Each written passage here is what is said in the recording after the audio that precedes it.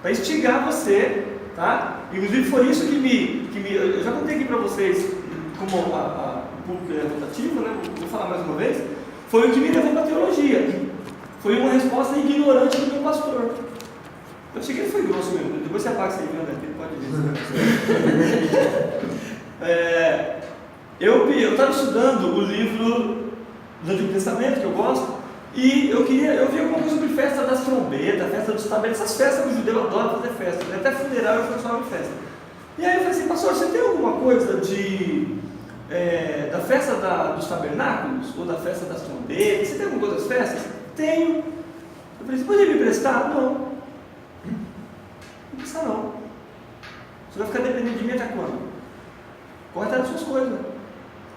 Falei, nós. Deus te abençoe, viu? Sabe aqui dentro? Você está calentando o coração, cala sua boca, não fala nada, fica quieto, assimila o golpe, tá de boa, né? Fiquei com muita raiva. Falei, ignorância, não custa me emprestar um livro? Eu não vou roubar isso aí não, vou devolver e tal. Mas sabe aquela coisa da psicologia reversa? Né? Aquilo que poderia me ter jogado pro chão, eu falei, quer saber? Eu não vou depender mais desse cara não. Não vou depender não. Porque é aquilo, irmãos, quem não tem o hábito de estudar a palavra, e não tem essa prática como vocês têm aqui hoje, esse privilégio, né, que é estudar a palavra de Deus com várias outras pessoas, a pessoa assim, por exemplo, se você quiser estudar, entender o Apocalipse, por exemplo, um membro comum da igreja, o que ele tem que fazer? Ora muito, fala, Deus, toca no coração do pastor para ele pregar Apocalipse. Agora, um estudante de teologia, não. Ele já está pegando mais ou menos o caminho das pedras, ele vai atrás. Ele vai pegar uma mensagem ali, vai num curso não sei aonde, vai ler o livro, vai lá na conta, vai mandar o nosso comportor aqui atrás de livro lá, que traz ele para nós, a gente passa nos cartão em 27 mil vezes e vamos estudar. Entende? Nós temos esse privilégio. Então eu cansei de esperar. Falei, o quê? Eu quero aprender o Apocalipse, eu quero aprender.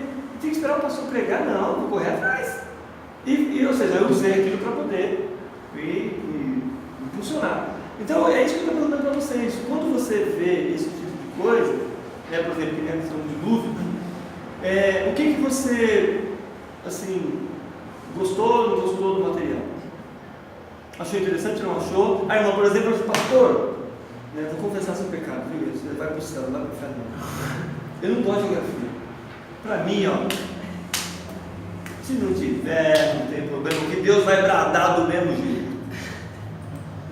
Eu acho importante, né? Uma coisa, eu não consigo, por exemplo, estudar, principalmente o Antigo Testamento, né? Até porque, inclusive, é interessante porque o povo, eles têm um vínculo muito forte com a terra. Muito forte com a terra. Então, cita vários montes de Moriá, no Monte Horebe. Então, várias situações, circunstâncias, né, se passaram nesses ambientes, né, que muito mais do que espiritualizar o monte, por exemplo, né, tornar um lugar de culto e adoração, que o povo vai para Israel lá e olha, foi aqui, aí pega um punhadinho de terra para o bolso para trazer, sabe essas bobagens? Oveja, né? Para fazer uma campanha aqui poderosa, né, porque Deus abençoa mais que a Terra Santa, eu gosto. A gente consegue compreender pelo menos alguns contextos e alguns termos, por exemplo, que a Bíblia usa, né? Então, eu pelo menos acho interessante. Tem gente que não gosta, né? Mas eu estou enrolando você para que você pense um pouquinho acerca da minha pergunta. Você entendeu a questão do dilúvio? Para você, o dilúvio foi total ou foi parcial? Confesso que eu não vi todo o vídeo ainda. Sim. Eu comecei, me interessou bastante a ideia de a comparação científica em cima da história bíblica, né? Certo. Aí eu falei, nossa, fiquei na sede e estou já não tenho que sair daqui para terminar esse vídeo. Vamos lá. Você acha que o dilúvio foi total ou foi parcial? Pela forma que ele falou, foi total. Então, a terra toda não estava cheia de gente. Estava todo mundo ali pertinho da. Né? Mas acho que foi Não total. toda a terra glorificada. Eu acho que foi total por causa da quando ele solta as pombas machadas. terra seca e vai, volta, até encontrar. Por isso que eu acho que ele foi mais de um lugar. Você já parou para pensar nisso? Eu estou só sendo advogado do cão aqui. Que o dilúvio poderia não ter sido. Porque qual o sentido de Deus matar gente onde não tinha gente? Deus cobrir a terra toda se não tinha gente lá. Não vai desviar não, irmão. Então, você vai ter que pensar um pouquinho só. Tá? O teólogo faz isso. Pensa algumas possibilidades. Diga, André, você já entregou para essa moça que ele seja bem-vindo? Traz É a hora nova. investimento. Tem que fazer comendo do livro Cadastro. Primeiro mensalidade é grátis, tá, para você. Nessa época do dilúvio, a terra ainda era tipo tudo junto ou já tinha as repartições? Ah, tá vendo? Vai calcular as aulas. Irmão, como é que era a terra? A aula de vocês agora. Como é que era a terra? Como é que era a terra, gente? Eu não vou falar, não vou responder para ela, vocês têm que responder. Eu também não, vai procurar, vai. Vai virar uma grande professora. Esse judeu é muito terrível. Esse é terrível. Vamos lá, gente. Vamos. A menina responder para a Carol. A terra ela já era dividida, era uma coisa só, como é que era isso? Sejam bem-vindos, fala o Senhor para vocês. Vamos lá. Estamos retomando o conteúdo da aula. Vamos lá? Era dividido ou não era? Tirando aqueles que dormiram no vídeo, quem estava acordado tem que ter visto alguma coisa. No caso que ele explicou se você tem o deslocamento inteiro na terra, a terra está meio achatada. Foi isso que ele explicou. Mais ou menos, mais ou menos. Não, era uma coisa só. O dilúvio dividiu. Você sabia que falou? O dilúvio Pensou. Então, com a trinca que se abriu, a fenda que se abriu, o planeta, a água que subiu, aí acabou dividindo. Em dois pedaços, oriente aqui. Tá? Vamos lá então, depois vocês. Trio Paradadora. Então, eu estou querendo mostrar para vocês a importância de descobrir essas terras. Tá? É muito mais do que você espiritualizar, ficar tentando achar, né? Qual foi o tipo de sarça que Deus não queimou lá no monte quando falou com Moisés. Muito mais do que isso é você poder se localizar. Inclusive, isso ajuda a dar base, irmãos, para a nossa fé. Entendeu? Dá base para a nossa fé. Porque, por exemplo, quando fala que Jesus andou no Monte das Oliveiras, né? Se Jesus não existiu, qual o sentido de ele estar no Monte das Oliveiras? Que são lugares reais, entende? Que ajuda a solidificar aquilo que a gente acredita, tá? A solidificar a nossa fé. Mas voltando um pouquinho para a nossa aula da semana passada, tá? Que vocês ouviram um pouquinho do camarada falando sobre o Nimrod, né? O que vocês acharam de tudo aquilo? Sério, você?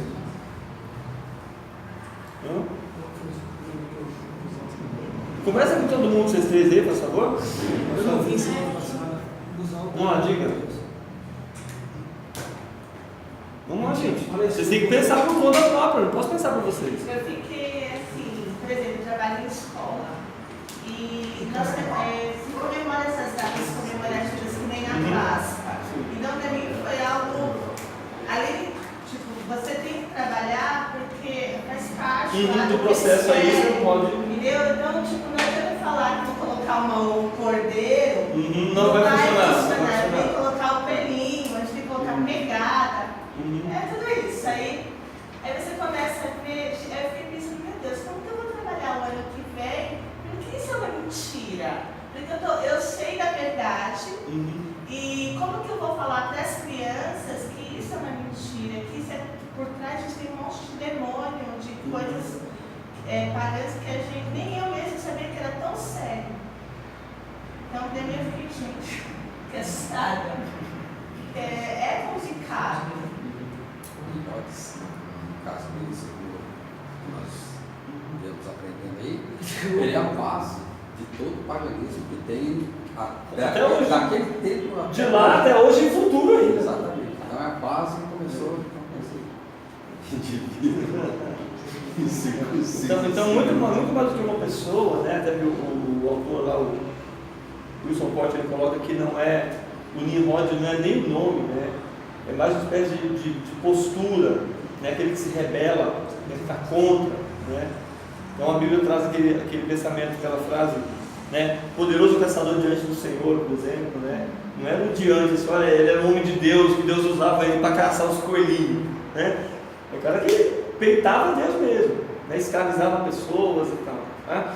Então eu quero que os irmãos entendam justamente essa importância, que muito mais do que você descobrir terra, território, você lida com o deslocamento de pessoas. E por deslocamento de pessoas, é isso que a gente vai falar um pouquinho agora aqui no nosso texto, é sobre a questão dos impérios. Porque assim, quando a gente lê a palavra, estuda um pouco da Bíblia, a gente sempre dá a impressão, e eu vou falar porque eu vou falar por mim, eu tinha essa impressão quando eu era mais novo, de que não existia planeta. Existia um lugar que Deus tratou com o povo judeu e o resto do mundo não existia. Como se só existisse o povo judeu, o Mar Vermelho, o Monte Sinai, né? Não tinha mais ninguém, era o povo judeu andando no deserto e, né, os povinhos ali, não tinha mais ninguém, como fosse meio Marte, sabe o de Marte? Né? Terra vermelha, solzão na cabeça e o povo zanzando para lá e para cá, perdido, Deus guiando eles na nuvem. Aí depois que você começa a estudar um pouquinho mais, você começa a perceber que o povo grego começou a existir bem antes disso. O povo egípcio, por exemplo, né? Os grandes impérios, e o judeu apenas era mais um no meio de todo aquele povo, que, segundo o princípio e o mandamento bíblico, eles deveriam servir como porta de entrada para que as pessoas conhecessem a Deus, todos aqueles povos pagãos ali, tá? Inclusive quando o Abraão peregrina na terra, que Deus vai, anda para essa terra que eu vou dar para os seus parentes, vou dar para os seus descendentes e tal, desde lá Deus já vai alertando esse povo, tá? Inclusive, né, dentro das coisas que Deus fala para Abraão, ele fala, ó, eu não destruí ainda porque a medida da iniquidade deles ainda não está no topo, mas já está chegando e vai acabar com esse povo todo aí. Tá? Então a gente tem que observar, o que eu vou falar um pouquinho com vocês agora no capítulo, deixa eu pegar aqui o capítulo, eu falo sobre os impérios, a geografia dos grandes impérios, é página 59, unidade 2. Página 59.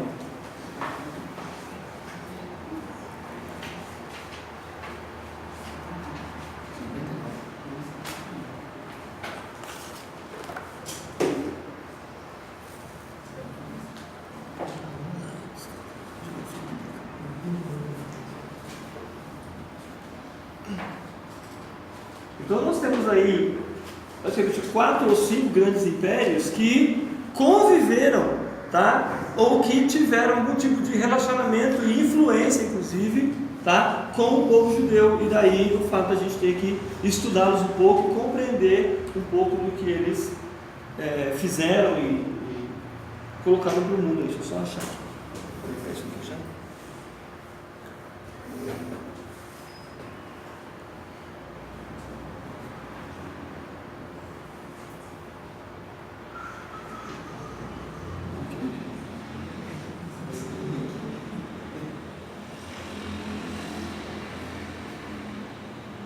Senhor amado,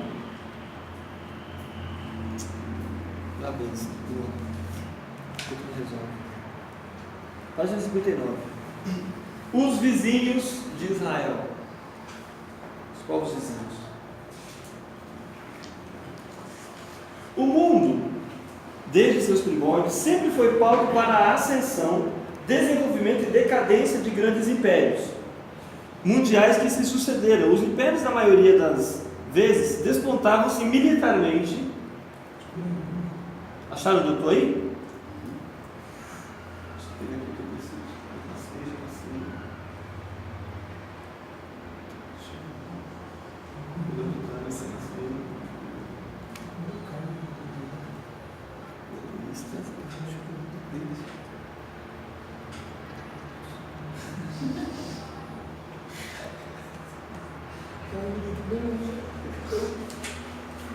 Estamos sobre o dilúvio,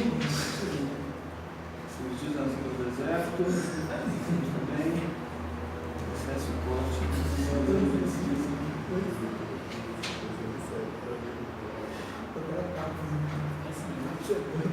sobre os caem, Tá tomando vinho, conversando.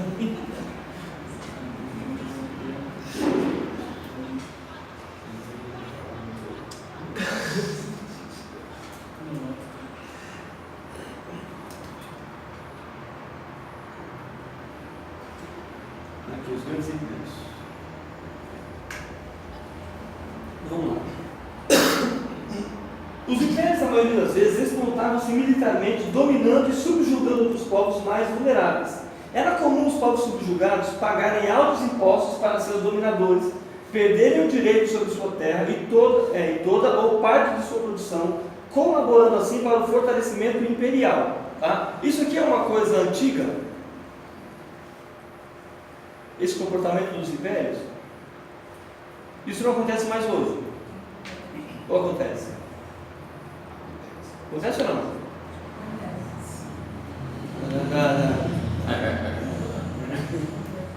O que os Estados Unidos faz com a gente? A mesma coisa. A mesma coisa. O que Portugal fez com a gente? Roubou, organizou. Não. Veio, pegou o Brasil, pegou casa, pegou tudo e levou embora. Tá? Todos os grandes impérios da atualidade, inclusive, fazem isso. E quando eles não têm como fazer, eles inventam uma desculpa para. Tá? Foi o que os americanos fizeram com o Iraque, por exemplo. Precisavam de petróleo, logo, olha, o Saddam Hussein está matando gente lá com arma química. Ei, então vamos invadir, vamos tomar. Aí foram lá e pegaram. Até a hora que se abasteceram bem, aí eles não pegaram. Deixando terra arrasada, inclusive. Tá? Então não é um comportamento somente de povos antigos, os novos também continuam fazendo. Só que hoje é um outro tipo de invasão. Tá? Vamos entender isso. Na antiguidade, as invasões elas eram territoriais. Territoriais. Tá? Ou seja, o cara precisava pegar o exército dele e invadir a terra lá e dominar. Lembram do livro de Juízes, por exemplo? Lembra do livro de Juízes? Toda hora um filisteu era invadindo lá, até o povo teve que começar a fazer a comida meio escondido. Lembra do Gideão? Malhando o trigo no lagar lá, escondidinho para ninguém pegar lá e tal. Lembra disso? Hoje, essa invasão ela não é mais territorial, tá? É uma invasão cultural, é uma influência de cultura, aonde uma cultura invasora passa a sobrepujar a nossa cultura, ou a cultura do povo invadido, tá? Aí é aquela coisa geralmente você vê isso nas roupas, nas músicas, por exemplo. O pessoal mais antigo, André, Gabriel, o pessoal mais antigo, vão se lembrar quantas rádios FM nós tínhamos aqui antigamente. O povo via mais FM ou AM? Era mais AM. Rádio Globo, Rádio América, Rádio Tupi, Rádio Capital e assim vai. Só que depois, por causa de questões culturais, e aí vamos entender essa invasão norte-americana que nós temos, a influência norte-americana que nós temos, as rádios AMs foram sendo deixadas de lado e passou a ouvir muitas rádios FMs, inclusive com músicas estrangeiras. Tem música brasileira? Tem, mas não é estritamente brasileira. Você tem rock brasileiro? Tem, mas o rock não é brasileiro, certo? Você tem músicas, tem, mas ela sofre diversos tipos de influência. Inclusive isso está tão complicado hoje, a gente precisa tomar muito cuidado, porque a proposta de Satanás, a proposta do diabo, é tornar o mundo desaculturado, tirar a característica original de um povo. Por isso você percebe Deus pegando no pé do povo judeu, dizendo: olha, você não vai se casar com estrangeiro, você não vai fazer negócio com estrangeiro, você não aprenda a língua deles, você tem a língua de vocês, tudo para que eles pudessem manter a sua origem. E hoje, tá? Você tentar manter a sua origem, você é tido como antiquado, como cafona, como uma pessoa desatualizada, né? Na linguagem do meu pai, uma pessoa quadrada, né? E dão vários nomes aí para aqueles que se recusam a aceitar o tipo de vida, o tipo de estilo de vida que você tem colocado hoje. Então, a invasão que nós temos hoje, ela é diferente porque ela não é mais territorial, ela é cultural. vai influenciando a nossa cultura de maneira que a gente passe a adotar a cultura de outros povos. Por exemplo, você acha que foi a ideia de liberação da maconha, por exemplo, é brasileira? Sabe qual é o argumento? Mas o Uruguai liberou. Mas na Holanda já pode desde 1970. Aí você quer comparar o Uruguai, que é quase o tamanho só da capital de São Paulo, não é nem o estado. Você quer comparar Holanda e Bélgica, que Campinas é quase o tamanho daquele lugar, com o Brasil? Quer comparar? Não dá para comparar. O nível de discussão para as pessoas é diferente. Bem complicado. Então não basta a gente querer copiar o outro do lado. Entende? A gente tem que ter estrutura para tanto. Eu estou dizendo que eu sou a favor da liberação. Mas o problema é a motivação que leva a fazer aquilo. É a questão, por exemplo, do casamento gay, que é outro problemão que a gente enfrenta, inclusive dentro da igreja. Ou você acha que isso não está na igreja? Você acha que não tem gente gay na igreja? Hã? Acho que não tem? Tem. Nós só não temos coragem para abrir a porta. Ainda. Porque quando você. Eu conheço, o André também conhece, filho de pastor, criado na igreja. E que hoje é uma mariposa apaixonada de Guadalupe. Está tendo as asas e vai de lá. E aí, onde foi que eu errei? Entende? Mas há toda uma. Eu vou separar o trio aí, já. Há toda uma conspiração, que conspira contra os princípios que nós temos, contra a cultura cristã que nós temos. Porque se você não percebeu ainda, nós devemos viver uma contracultura dessa imposição. Sabe que Entende? eu tenho ouvido, na maioria dos jovens, que eles são ateus. Ah, não, a gente é ateu. A minha sobrinha mesmo falou que era ateu. Por quê? Mas porque Deus não é igreja, não. Me explica, onde foi que você viu?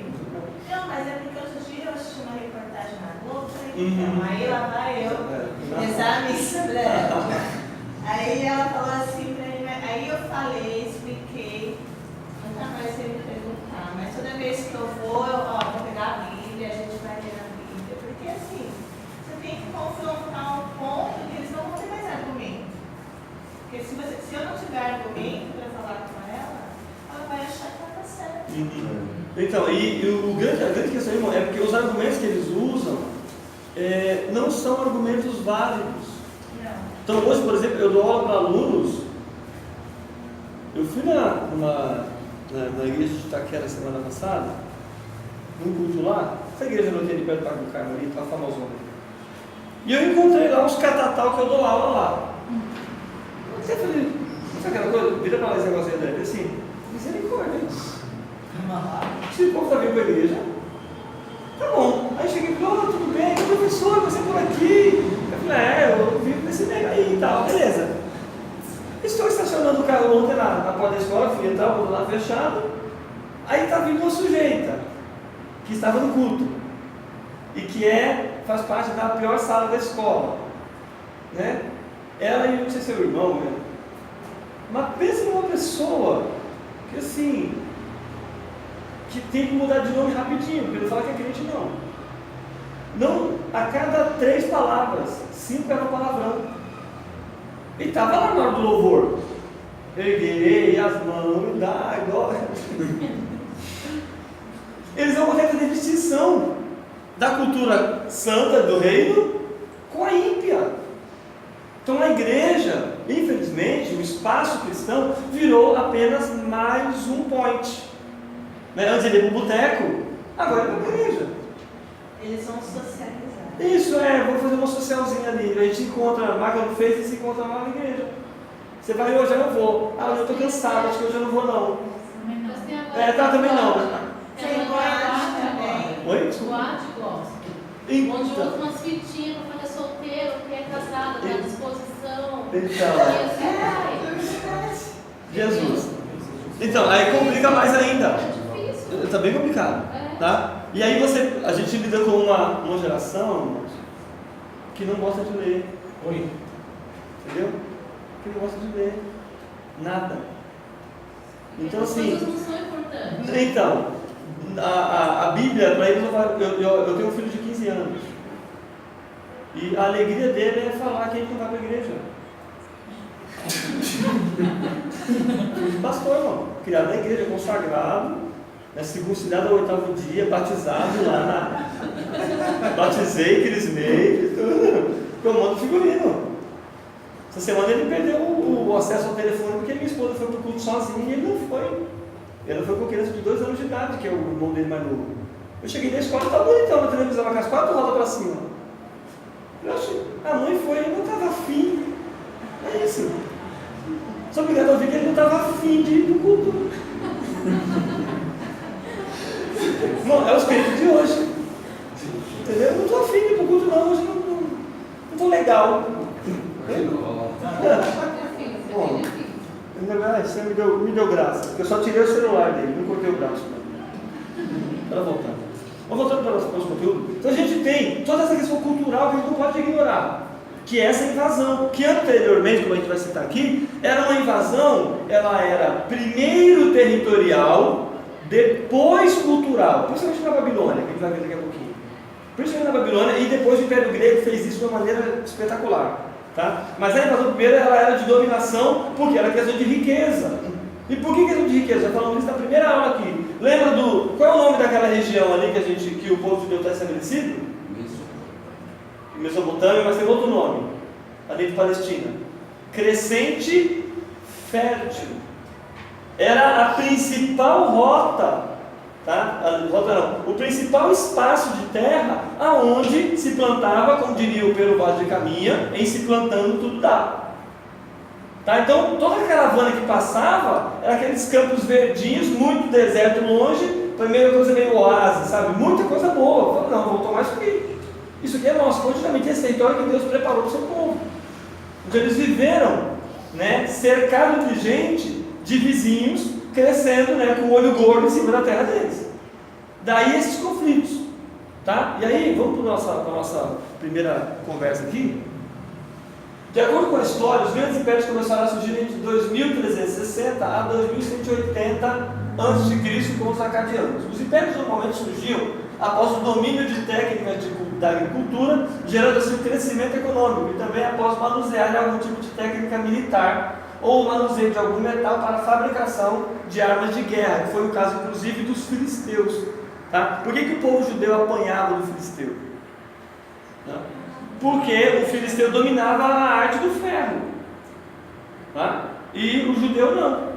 Até que o Davi vai lá, os judeus vai lá, né, como diz o outro, mete o louco e descobre o segredinho, volta e coloca para aplicar no meio do seu povo também. 2 grandes impérios da antiguidade que terão participação na constituição da história do povo de Deus são os impérios assírio e o egípcio. Apresentaremos na sequência um breve histórico desses impérios e sua relação com Israel.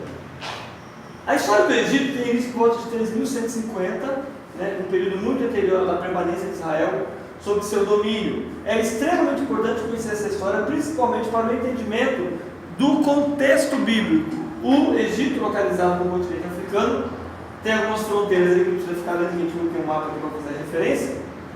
Então tem um formato mais ou menos quadrado, a 1.100 km de extensão, cercado pelo deserto do Saara, né, que inclusive a única fonte de riqueza é o Rio Nilo.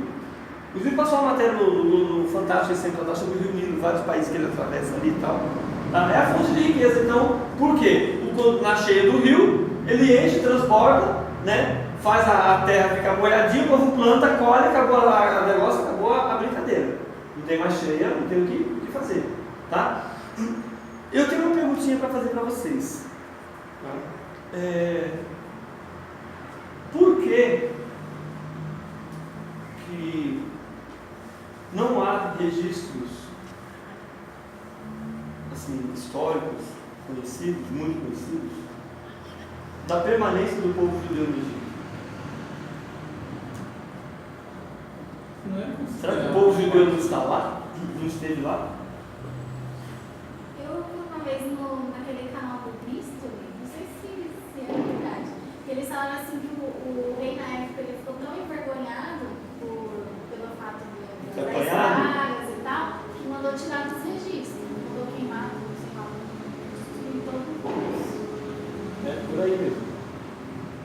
nenhum povo, tirando a Bíblia que Deus não permite que o seu povo faça bobagem e ele não conte, tá? Tirando a Escritura Sagrada, nenhum outro povo registra derrota. Porque ninguém quer passar para a história como o treinador que perdeu por 7-1. Entendeu o trocadilho? Ninguém quer ficar conhecido como o cara que estava no time que perdeu por 7-1. Entendeu? Uma tragédia. Então eu quero contar só as vitórias. Então não há registros dessas derrotas. Nenhum. Por isso que você não encontra. Então não esteve lá? Não, esteve. Mas não há registro de fonte. E esse império egípcio, como a gente vai estar vendo aqui, o Egito é mais ou menos isso aqui. O Nilo atravessa todo ele, inclusive vai para outros países aqui embaixo. E o Nilo vai mudando de nome, inclusive, várias vezes ali. Antes de se tornar nação, era um amontoado de aldeias independentes conhecido como nomos. Esses nomos se organizavam em dois grupos, que eram do Alto e do Baixo Egito. Em 3200 a.C., aproximadamente Menes unifica os dois grupos e se torna o primeiro monarca da nação. Vamos entender aqui uma coisa, eu queria que vocês começassem, para não ficar uma leitura tanto quanto enfadonha e chata. Ô Dani, me ajuda aqui, você que é mestre nesse negócio de data aí. Abraão surge quando? Em torno de, contando, 1500 é Moisés, né? Então, 1900, 2000 mais ou menos, antes de Cristo. 2000 antes de Cristo. Então, percebam que, é antes, 1 milênio e pouco antes do Abraão. Antes Deus chamava Abraão lá em Ur dos Caldeus, lá na Babilônia e tal. O Egito já existia como povo mais ou menos organizado. Deu para assimilar agora? Isso eu quero que vocês aprendam a fazer. Porque senão a informação está muito solta, né? Então a gente tem que ter um ponto de referência. E dessa referência você parte para conseguir compreender o contexto. Tudo bem? Beleza? Jezé, rei da terceira dinastia, deu início ao antigo império e reinou até de 2700. Nesse período, o Egito, cuja capital era Mênfis, estabeleceu uma relação de paz com os povos vizinhos, pois pôs em execução grandes construções como as pirâmides, desenvolveu-se e adquiriu prosperidade. A civilização do Egito antigo era politeísta, que adorava vários deuses, né? E antroposomórfica, né? Parece um estranho, mas não é não. É a junção de 3 palavras aqui, vamos entender. Antropo é homem grego, homem na língua grega. Zoo tem a ver com animais, aí o nome zoológico, tá? E mórfica é que se transforma, que se modifica. Então é uma miscigenação, uma mistura entre corpo humano e corpo de animal. Então as atividades antigas elas eram bem. A gente viu isso aqui na semana passada. Seres híbridos, uma parte humana e outra parte animal. Havia centenas de divindades, algumas cultuadas apenas numa região, outras veneradas por todo o Egito. E aqui a gente tem o Tribunal de Osíris, Horus e o Livro dos Mortos. Inclusive havia uma coisa que eu ia pesquisar isso e acabei me esquecendo. As pessoas do Egito, quando morriam, quando elas eram muito importantes, eles tinham o hábito de pesar o coração da pessoa, para saber quanto de maldade tinha no coração. Quanto mais pesado, mais ruim a pessoa era. Quanto mais leve, mais bom, né? É óbvio que não tem relação nenhuma com isso, mas era uma maneira de acreditar. A decadência desse período aí, durante a parte final da sexta dinastia, o soberano era o faraó Pepe II. No entanto, aos poucos, o poder desse monarca foi se debilitando, foi caindo ali. O início do Médio Império foi marcado pela reunificação do Egito conquistado pelo rei Tebas, Mentuhotep II. Em 630, o território do Egito foi invadido pelos Hicsos. Guardem esse nome, tá? Esse povo aqui, querido, passa um pouco. Pelos Hicsos, um povo nômade vindo da Ásia. Há registros na Bíblia que os acontecimentos relacionados a José pertençam exatamente a essa fase da nação, tá? Por que teve o faraó que foi com a cara do José? Lembram lá? José revela os sonhos. Rapaz, mas quem é que vai cuidar disso aí? José falou, rapaz, põe um camarada inteligente, porque se colocar um meio torto aí vai quebrar vocês. Aí fala o quê? Vou colocar você. Por que coloca o José? Porque lembram da semana passada que a gente falou sobre os povos? Os filhos do Noé, do Caim lá e tal, do Caim do campo, os descendentes do Noé. Este povo aqui é aparentado com o povo judeu, eles são da mesma linha. Vamos dizer, são parentes próximos. Tá? Então eles aceitam o povo judeu. Lembra que Jacó vai com os filhos? E eles se multiplicam e tal. Só que aí o que acontece? Lembra que a Bíblia começa, não sei se é Êxodo, que começa dizendo assim: levantou-se um rei que não conheceu José. Ou seja, o tempo passou, muito tempo se passou, tá? A história de José se perdeu no tempo, e aí este povo íxo que dominava o Egito na época que o povo judeu chegou lá, os jacobitas, vamos dizer assim, esse povo acabou sendo suprimido por um outro povo invasor, que foi justamente dessa época aonde o Moisés aparece. E aí esse faraó começa a oprimir o povo judeu, começa a perseguir o povo judeu, e aí que Deus vai levando justamente o Moisés para que ele pudesse libertar o povo. Tudo bem até aqui? Alguma pergunta? Não? Eu entendendo tudo, não entendendo nada. Vamos lá. Tem mais uns minutinhos aí. No Novo Império, o Egito alcançou seu apogeu de prestígio e prosperidade. Um dos monarcas mais importantes foi Amenófis IV, que assumiu o reinado com 15 anos. Com 5 anos de mandato, mudou seu nome para Akenaton, que significa o espírito atuante de Ator. Tem até filmes, né, com o nome desse famoso aí. Promoveu uma reforma religiosa no Império, substituiu o culto politeísta pelo monoteísta ao deus Sol Atom. Após a sua morte, os sacerdotes egípcios resgataram o culto politeísta novamente. Outro faraó importante foi Ramsés II. Este foi o opressor, e aqui eu tenho que fazer uma correção. Eu falei da semana passada. Não foi esse faraó que oprimiu o povo. Tá? Não foi o Ramsés. Tá bom? Foi outro faraó. Aí eu vou trazer o nome dele semana que vem para vocês. Tá? Passar um pouquinho para frente. Na semana passada você já tinha falado. Né? A partir de 1075, o Egito entrou em declínio com a invasão de povos estrangeiros. 1075, dentro do relato bíblico, quem é que está nas paradas disso? Quem é que está bombando nas rádios? Não. Vamos imaginar a história. Estamos falando, o povo judeu começou com Abraão, certo? Abraão, Isaac, Jacó, tal. 1070, o que estava rolando em Israel? Eu não vou falar em Odé também, não vai. Quando eu falar, eu vou expulsar ele lá. Na época dos juízes? Oi? Época dos juízes? Não. Do exílio? Não. Vamos lá? Ainda mais? Cadê a ala feminina? Fala, Carol. Você que está chegando agora aí. Como é o nome da Esther lá? Da Esther?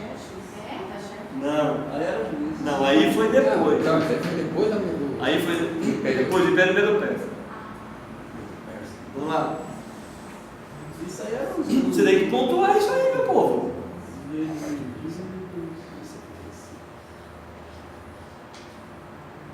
Foi no período dos reis. Agora, a pergunta que não quer calar. Qual é? Então não foi carne e sangue que revelou, foi o chute mesmo. Tá? Mais ou menos Davi, porque Davi é da época de 1000 a.C. Tá? 1000 anos que é isso, André? Estou errado? Tá? Então, 1100 ali, 1050. Tá? Então ali é mais precisamente a época do Saul, né? E aí isso aí não pode falar do Saul se não falar do Samuel. Está dando para entender agora? É isso que a gente tem que aprender a fazer, essas contas. Daí a ideia das datas serem importantes para nós. Para você poder localizar essa história aqui, tá vendo? Ó?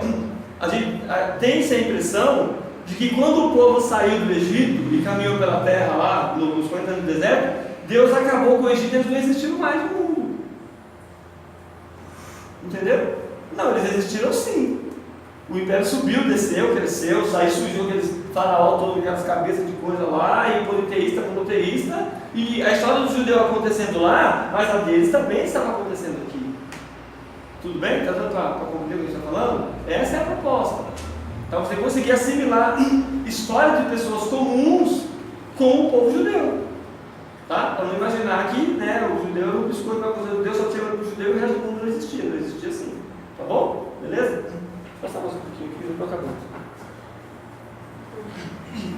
Estabelecimento do calendário solar, tá? Essas aqui foram as principais realizações que eles trouxeram para nós. Com 365 dias. Tá? Então aí veio várias contagens aí malucas do mundo, cada povo com a sua contagem, e vem o egípcio e consegue condensar tudo isso para fazer esse que a gente tem até hoje. Invenção das folhas de papel através de uma erva, tá? E não é a maconha que eu estou falando, através de um material, como é que chama isso? Uma planta, tá? Chamada papiro, né? Que inclusive eu tinha um em casa, mas aí o Osasco era pequeno e resolveu comer meu papiro. Ele bateu de João, sabe como as palavras? Come o rolo que eu te Come o dou. rolo. Ele falou, mastigou e acabou com o papiro. Geralmente eu uso em aula para mostrar. Técnicas de irrigação e construção de barco, mumificação de corpos humanos, avanço na medicina, desenvolvimento do sistema decimal, criaram os fundamentos da geometria e do cálculo. Tá? Então eles fizeram muita coisa para nós aí. Inclusive até hoje o ser humano não sabe como é que eles fizeram as pirâmides. Várias especulações, mas ninguém sabe como é que eles colocaram aquelas placas lá, aqueles rolos de rolo, não são aquelas quadrados não é nem qualquer, de pedra pura o negócio. Entendeu? E assim, certinho, não tem um esquadro, como diria o pedreiro. Tá? A história de Israel no Egito começa com Abrão. Lembra do Abrão? Do Abrão? Que ele engana o rei lá. Não, fala que você é minha irmã. Fala que você é meu crente também das suas pisadas na bola, né? Não vai também ficar assim, já que o Abraão mentiu, Deus também tô livre, né? Deus também até o Abraão mentiu, né? Nem o Abraão aguentou. Eu vou aguentar. Não, vai dar fé, vai dar mentira. José também teve presente no Egito, você conhece a história de Corre São Tiago, deve ter assistido a novela, né? Viu como as coisas aconteceram de fato na novela. Jacó e sua família instalaram-se em Gósen, no Egito, que era um território muito bom no Egito também, não era terra seca arrasada, tá? Moisés, o libertador de Israel do Egito, viveu anos no país e ele recebeu muita cultura. Inclusive o Moisés, já falamos aqui, o Moisés foi educado para ser faraó, tá? Para ser faraó, o cara manjava muito. Deus não chamou qualquer pangaré não. Essa coisa de que muda o seu pensamento um pouquinho, metanoia na sua cabeça aí. Porque você sabe aqueles crentes piegas? E tem um outro Pedro também chamado preguiçoso. A pessoa faz até aquela cara de grave isso não. Deus nos escolhe os capacitados. Ele capacita os escolhidos. Então quando Moisés fala para Deus que ele era pesado de língua, o que ele não quer dizer? É especulativo, querido. Não dá para eu saber. O que vai dizer é o seguinte: ele poderia ser grosso, mal educado, tipo Robson assim, poderia ser gago, inclusive no meio do povo, não, Moisés era gago. Bom, libera o povo aí, entendeu? Mas o importante não é a desculpa do Moisés, é a resposta de Deus verificada. Você não sabe falar não? Vem cá, ó. Mais alguma coisa? Não sabe falar? O Arão vai falar para você, tá bom? Qual é a outra desculpa que você tem para me dar? Entendeu? Não sei, não, vem cá. Amor, eu vou ser por Deus, ele vai ser por Deus, ele vai falar para você e você fala para o faraó. Pronto, acabou o problema. Entendeu? Se era gagueira, se era voz filha, já imaginou, irmão? A gente imaginando Moisés, né? Com a voz do Anderson Silva. Faraó!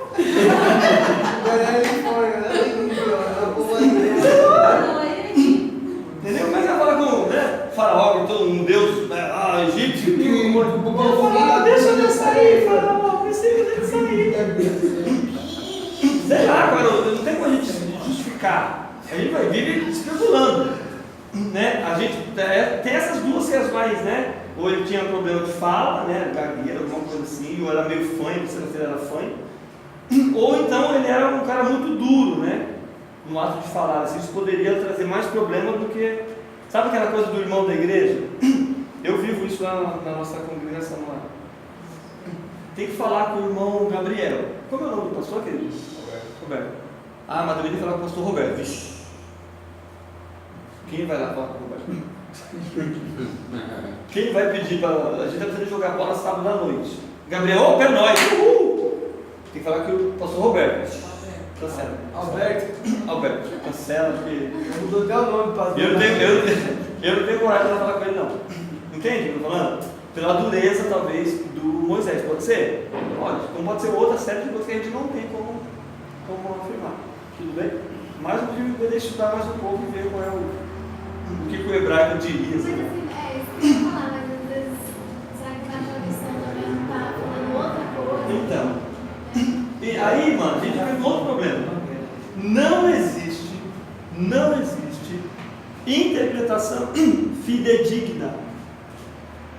Exatamente como Paulo falou, exatamente como Moisés falou, exatamente como Deus falou. Entende? Aí estou dizendo as palavras, estou dizendo a interpretação. A palavra está lá, mas a interpretação que nós damos para ela é que complica. Entendeu? Porque mesmo se eu for para o original, tá, vai para o original, mas significa que você está falando exatamente pensando como Moisés pensou? Entendeu? Se expressando como Paulo se expressou, a gente tenta chegar perto, né? Tenta chegar perto. Resolver isso? Oi?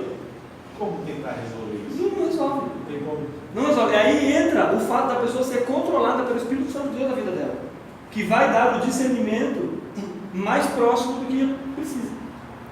Entendeu? Vocês falou em termos das palavras. Esses dias eu vi um vídeo e um camarada aí que ele conhece a língua hebraica, aramaico, e ele estava falando sobre as traduções Das versões que nós das temos. versões que nós temos aqui. Ele começou a falar das palavras principalmente de Senhor. Ele fala que é uma adoração de Deus Baal. É o que nós temos na Bíblia, né? E ele fez um cálculo. Trocadilho de palavras lá, juntou A mais B mais C, deu cavalo, mais ou menos. Isso, dava 666 essa palavra. E ele falando de Jesus também, que aqui a gente, na época, falava Messias, chamava de Jesus. E Jesus não tinha essa proporção de palavras, o S, é bem curta no hebraico. Então aí acaba até complicando você falar qual que realmente é O nome real, né? a real da coisa, porque Irmão, ó, ele falou mais ou menos que são 6.800 Mais palavras de 6.000. que estão Então, fora. ó, o que eu posso garantir é que assim, o original foi Deus que mandou. Entendeu? O original. O restante, e a Bíblia diz o quê? Se alguém alterar, você vai cobrar de quem alterou. Daí a importância de você fazer teologia. Porque, por exemplo, como é que a gente faz para saber se o texto é verdadeiro ou não? Lembra que a gente falou semana esses dias atrás que me perguntaram?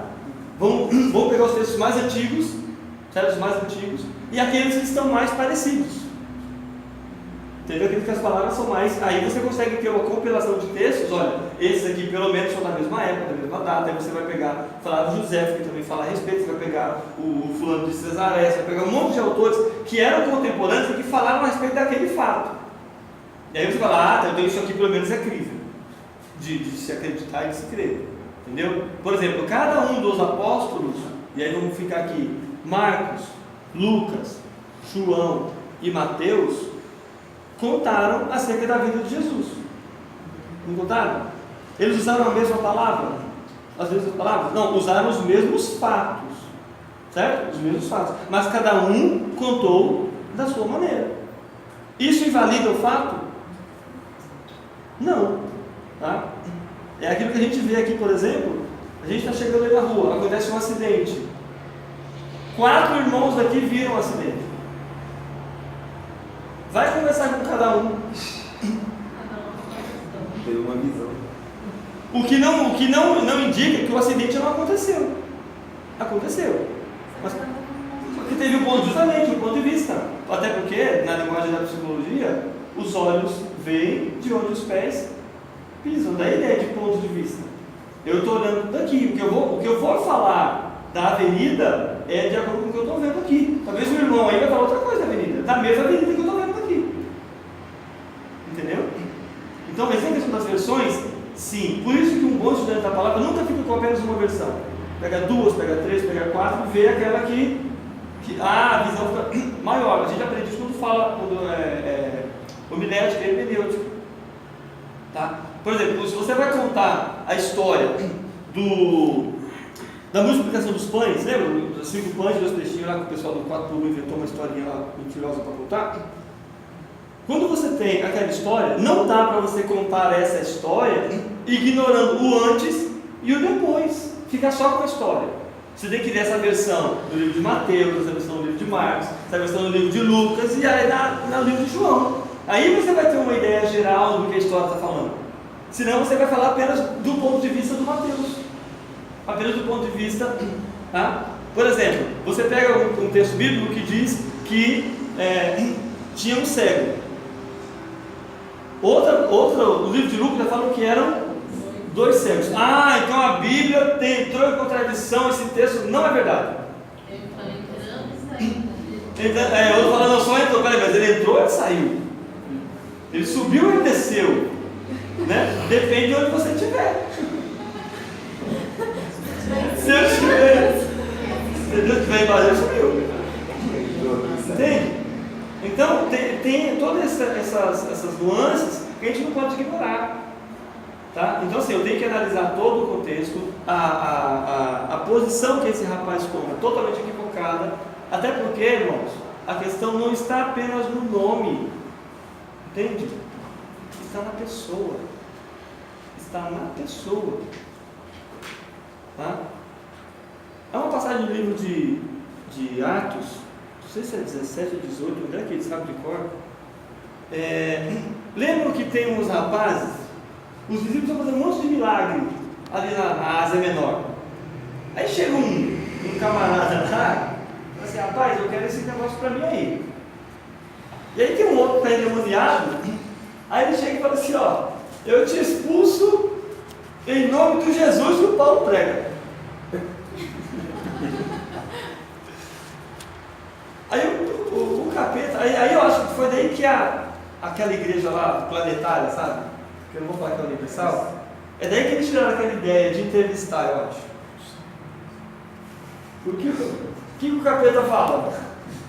Eles falam lá, no coro do rapaz da manhã. Ó, o Jesus eu sei quem é. O Paulo também conhece ele do WhatsApp. Aí vai ter o espírito de tiririca no capeta, eu não sei quem é você. E foi, irmão, e foi 6 negros que apanhou assim que nem criança. Filhos do pastor presidente, que era o sacerdote, o sumo sacerdote. Filho do pastor presidente, irmão. Ele tá de coro. Entendeu? A questão não está somente no nome, está na pessoa de Cristo. Inclusive a gente sabe que Cristo era título, não é nem nome. Era Yeshua ben Yosef, Jesus filho de José, acabou. Entendeu? Poderia se chamar Antônio, Pedro, Pedra, qualquer coisa. Porque o problema não está somente no nome, está na pessoa. Porque senão, irmão, como é que fica a gente? Como é que você vai falar com Deus se o nome dele não é Deus? Pronuncia para mim YHWH. Pronuncia aí, bonitão. Cheio do poder aí. Vai lá da unção. Se é que existia. Se é que existia YH. Até porque para nós, o H não tem nem som. Só ganha alguma coisinha quando está do lado do L lá, que né? Do N, precisa do parça para dar uma força. Sozinho não vale nada. Entendeu? Como é que você pronuncia isso? Então não vamos mais falar com. Aí tem que fazer que nem a Xuxa. Porque o cara lá de cima. Pensei alto, assim, eu sei, mano. Isso eu tenho. Tá? Não, mas isso aí é delicado porque assim, a gente está falando no começo da aula acerca da influência. Uhum. Pô, a gente é um país que é mais influenciado A gente não tem identidade. Então, é claro que não. Mas aí está o grande do nosso segredo. Porque assim, você não fica apenas enviesado. O problema nosso é que a gente não gosta de estudar. Entendeu? Não gosta de estudar, porque dá trabalho. Entendeu? Você tem que sentar e ficar lendo um livro ali. Olha, é triste. Ainda mais geografia, língua. Meu irmão, se você soubesse a riqueza que é a tradução da palavra de Deus para uma língua, você tem que buscar fidelidade naquilo. Então, eu acho assim, muito baixo, sabe? Muito rasteiro. A gente começar a criticar tudo que é tipo de diversão, que essa aqui não presta, essa aqui não presta. Sabe o trabalho que dá fazer isso? Tenta pegar a frase Jesus te ama, escrever ela em espanhol. Tenta aí na sua cabeça. Tu hablas espanhol, sim? Eu sei que amo, mas quero, né? Não sei, é? Eu te quero. Você está vendo a dificuldade? É uma frase. Agora pensa pessoas que Deus usa para traduzir o seu livro todo. E tem que olhar, por exemplo, a cultura. Por exemplo, a missionária Márcia Portela, que o André conhece, não sei se vocês conhecem ela, eu não vou mais, acho que está no Quênia agora, se não me engano. Está no Quênia, né? Ela estava na Colômbia na década de 90, começo da década de 90, e estava numa tribo da Amazônia colombiana que eles não conheciam pão. Não sabem o que é pão. Não sabe o que é pão. Como é que você diz para ele o texto que Jesus falou assim: eu sou o pão da vida, se eles não sabem o que é pão? Eu sou uma Sabe qual é a comida mais fácil? Porque o pão para não se encontrar eles, né? É mais fácil você encontrar barato, para eles é macaco. Carne de macaco, macaco com banana. Então, na tradução, presta atenção que isso é importante. Na tradução da Bíblia deles, se a gente fosse traduzir, Jesus ia deixar de ser o pão da vida, ia virar o macaco da vida.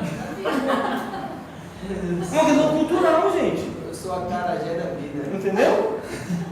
Ele tem que entender. Porque eu preciso, a questão cultural, adequar o evangelho, a mensagem do Zé precisa ser transmitida para essa pessoa. Entendeu? Se ele não conhece vinho, por exemplo, qual a questão cultural que tem com o vinho aqui? Por que a gente não toma vinho? O Ronaldo Lidório, aqui as tribos aqui do Brasil, diz que celebram a ceia com biju e açaí. Biju é a tapioca, né? Não chegou a tomar na ceia, só tomou biju. Com açaí e com tapioca. Entendeu? Vai dar açaí e tapioca para um irmão da fogueira. Dizer, irmão, toma ceia comigo aqui. Então, entendeu? Terrível. Questões culturais que a gente não pode ignorar. A gente não pode ignorar. Entendeu? Que é cultura. É aquela coisa, mas aí vem os crentes de hoje e mete a lenha, quando falar uma outra palavra que tem meio pesadinha, mete a lenha num pastor, por exemplo, alemão. Não cachorro.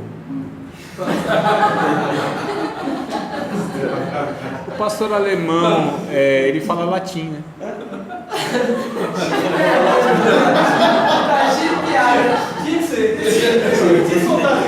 Tá voltando, tem uma coisa errada aí. É a cereja do bolo. A gente é transmimento de pensação. Então, um pastor da Alemanha, por exemplo, não. A conversa que eles têm é com vinho, é com cerveja. Porque isso é cultural. Ninguém vai ficar assim, misericórdia, o pastor está dizendo, Senhor. Leva ele lá para o conselho, lá para a reunião dos pastores, que esse cara. Não. Inclusive os pastores aqui do Brasil adoram fazer missões na Alemanha. Aí, vamos aqui. Receba o Senhor. Entendeu? É cultural. Por que nós não podemos servir vinho na Santa Ceia? Pensa você, irmão. Cadê uma vinha? Vai comprar um Guaraná lá. Não tem mal, moleque. Eu quero 2 pães. Esse pão que você falou, o bafo de cachaça que saiu dali, bateu no nariz do vendedor e falou: paga. Você não é pastor, não? Essa tá seu. Não, a Santa Ceia aqui. Ah, domingo que vem eu tô lá. Entendeu? Questão cultural. Por isso que, aí o que Paulo explica isso lá em Coríntios capítulo 8. Se comer carne escandaliza, como? Entendeu? Isso no individual. Oi? Isso no E no coletivo também. Entendeu? Se algo que eu faço aqui, por exemplo, hoje, estava na minha casa para vir para cá. E eu fui para a escola aqui naquele camarada desviado ali, ó, com as pernas de fora. E tem aula, estava lá, tá, né? Com as camisetas de fora. Aí eu tive que vir da aula de teologia. Eu falei assim, poxa, eu podia ter vindo de bermuda, né? Mas eu falei assim, como é que isso vai soar para os alunos? Estou suando em bicas aqui. Mas eu prefiro não usar o short do que escandalizar qualquer um de vocês aqui. Mesmo sabendo que isso não tem nada a ver, todo mundo que podia estar de short. Entendeu? Mas por causa da fé de alguns de vocês que eu não conheço, eu me reservo. Entendeu? Porque Paulo diz o quê? O homem espiritual em tudo se domina. Entendeu? Em tudo ele se domina. Não é dominado por nada. Mas tem uma dificuldade aí, sabe? Porque tem pessoas que não sabem lidar com essa situação e eles querem exigir isso um do outro. E aí que gera o. Então, aí é o problema. Aí é o problema. Ô, Márcio, mas e no caso daquelas pessoas que se escandalizam com qualquer coisa? Ah, você cortou o cabelo, ó. Ele é um Nossa, escândalo. tá pegando aqui. Ele é um escândalo com duas pernas. Mas aí você vai deixar de cortar o cabelo? Então, É recalcado. então, aí é questão de maturidade também. É recalcado. Ou inveja, né? Inveja. Olha, meu é liso ali. Desculpa. Balança na frente dele, dá um chapéu de cabelo aqui, ó. Então, ó, eu entendo assim, irmãos. A Bíblia diz, Romanos, capítulo 12, versículo 18: no que depender de vós, tende paz com todos os homens. Então, se aquilo, eu acho que a pessoa precisa ser instruída, inclusive. Porque assim, olha, os mais antigos aqui, eu sei que somos nós aqui, os mais antigos na fé, com certeza você já conheceu alguém que foi excluído por causa da televisão. Não é? Por causa do cabelo.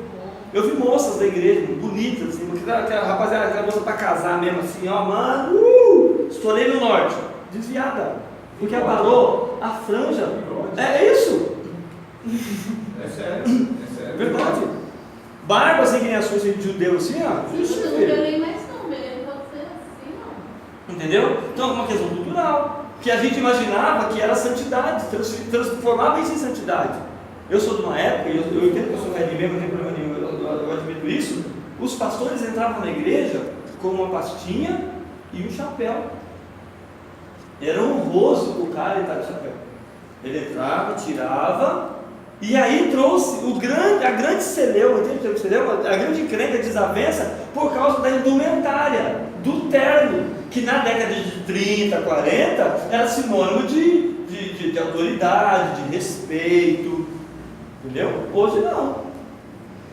Hoje é sinônimo de cafonice, dependendo do evento. Então, Evento de jovens é o cara de terno, todo de gravata, lá com aquelas gravatas desse tamanho, parecendo um guardanapo. Achando que está de santidade? Num calor danado. eu fui numa vigília com a minha esposa, no Guarulhos, e até cheguei a dar um comentário numa outra aula aqui. Poxa, eu fui na vigília, é uma bênção, só que o baixista, tava com o dread até aqui, É nos pés. Eu falei, comentei com ela, você não Belém, esse cara não nem entra. Nada. Nem convertido é. Imagina. Nem convertido é. E eu vi lá o cara não sabe. Mano, fica tentando imaginar como vai ser no céu, querido. O que vai ter de crente escandalizado lá vai ser brincadeira. Você, Senhor. Olha, ó, cheiro. Neto. Misericórdia, eu quero ver isso aí 6 vezes não toma banho. Entendeu? Irmão, culto na África é 5 horas de culto.